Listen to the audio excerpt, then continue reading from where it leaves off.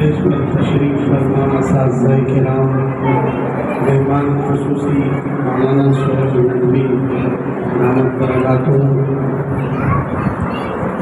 اور عزیز طلباء و طالبات، آپ کا پروگرام سماعت کر کے بڑی خوشی ہوئی کہ آپ نے بہت ہی شاندار پروگرام پیش کیا۔ ترانے، نظمیں، تقریریں الحمدللہ کما حقم بہت ہی اچھے انداز میں آپ نے پیش کی۔ آئندہ سبھی اسٹوڈنٹ یہ عزم کریں، یہ ارادہ کریں کہ آئندہ جب 26 جنوری کا پروگرام آئے گا تو ہم سب اس میں حصہ لیں گے، اور جو طالب علم، جو اسٹوڈنٹ پروگرام میں حصہ لیتا ہے وہ آگے بڑھتا ہے۔ اسی لیے اپنے استاذ محترم سے موقع پر موقع یہ گزارش لگا کہ حضرت میرا بھی نام پیش کر دیجیے، میرا بھی نام اس میں ڈال دیجیے، میری بھی تیاری کرا دیجیے، ٹھیک ہے انشاءاللہ۔ ایسے میں آپ کی شاندار تیاری ہوگی اور آپ آگے بڑھیں گے۔ جتنے بچے ہمارے فاؤنڈیشن میں پڑھ رہے ہیں سبھی کو اس طرح کی تیاری کرنی چاہیے، اور الحمدللہ جو درجہ حفظ کے طلباء ہیں وہ اس کے زیادہ حقدار ہیں کہ وہ محنت کریں اور آگے بڑھیں۔ 15 اگست کی آزادی کوئی ٹھگی چھپی چیز نہیں ہے۔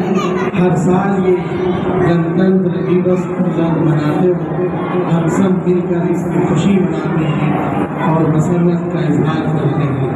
اللہ کے فضل و احسان سے ہمارے بزرگوں نے، ہمارے علماء کرام نے، ہمارے آباء و اجداد نے ہمارے اس ملک کو آزاد کرایا اور غلامی کی زنجیر کو کاٹ کر پھینکا۔